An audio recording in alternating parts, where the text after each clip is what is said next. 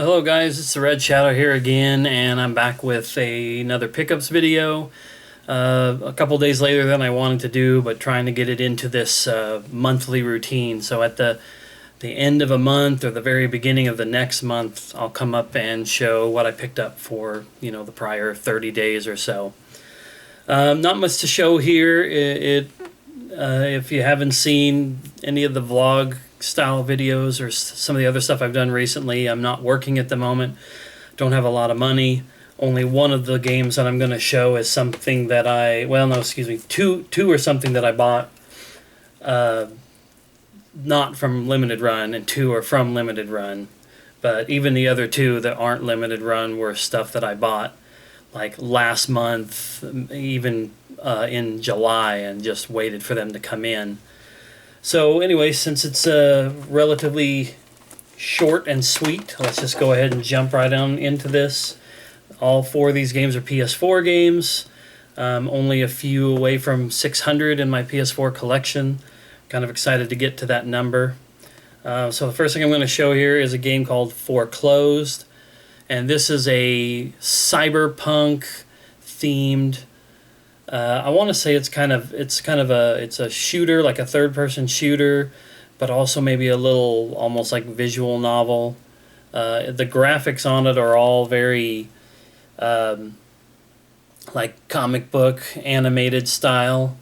That's kind of what caught my eye when I first saw it, was the fact that it was something cyberpunk and it had this really cool visual style.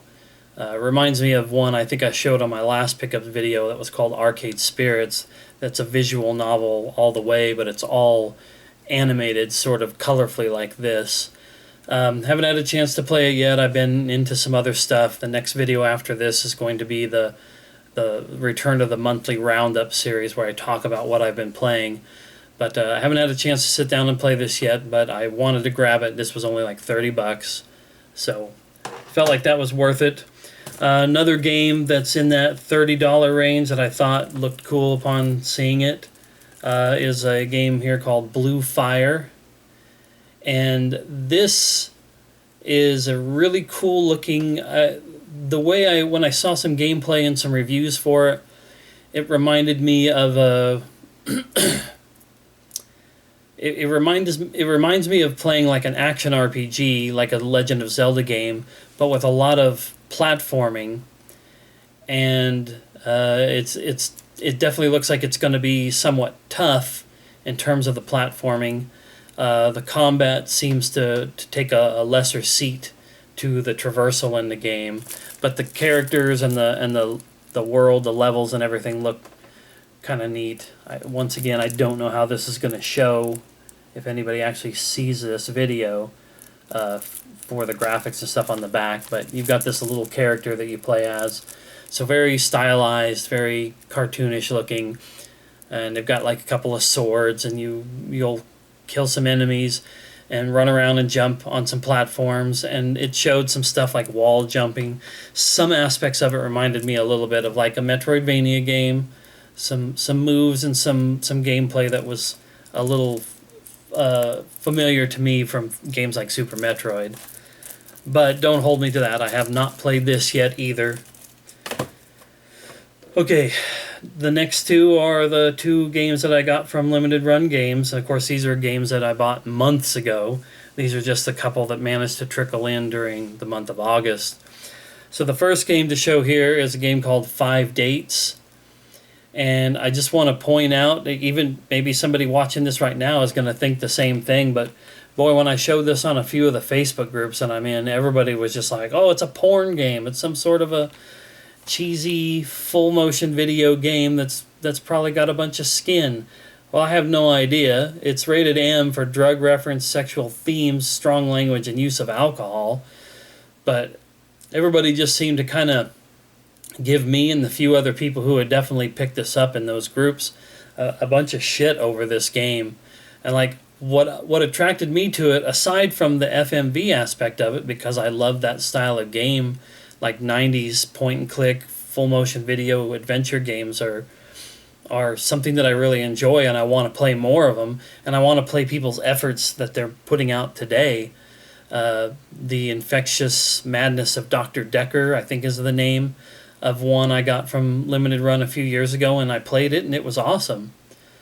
But what was cool about this one was this was made completely during the UK lockdown from Corona last year, and the point of the game is to show what it's like for people to date in the digital age during a pandemic when they're not really supposed to go out and interact with other people. And so that's what this is all about. You just, as this fella down here, you're potentially dating these 5 ladies, and your friend over here is your wingman, and you'll just go through dialogue and see how different things play out. I respect that and wanted to support, a developer that was trying to do something different that was super topical. So like I said, I don't understand why people were being so shitty about this little game. Look at a review, look at some gameplay, try it for yourself, or don't try it, but to throw shade at people over a game like that just seemed really silly to me.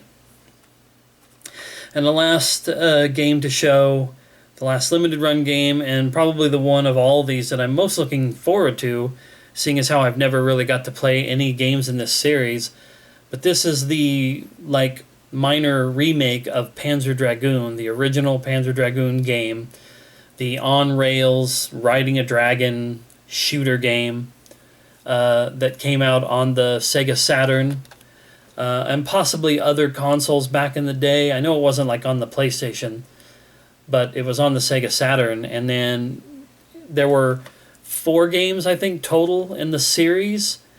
Panzer Dragoon 2, Panzer Dragoon Orta, Panzer Dragoon Saga. All 4 of those except for Saga are on-rail dragon shooters like this. Saga is the holy grail. It was a JRPG, and it was only on the Saturn, and it's never been brought over in any way, shape, or form sort of like this. I've heard it's due to them losing the source code, but then I also read some intelligent-sounding people online who said that they could still remake the game from the ground up. It would just be, I guess, more beneficial to have aspects from the source code. But anyway, I wanted a chance to get into the series with this one since it was coming to PlayStation 4. It's available digitally on, I think, all the new consoles. PS4, Xbox One, Switch, and maybe it'll be on the new consoles.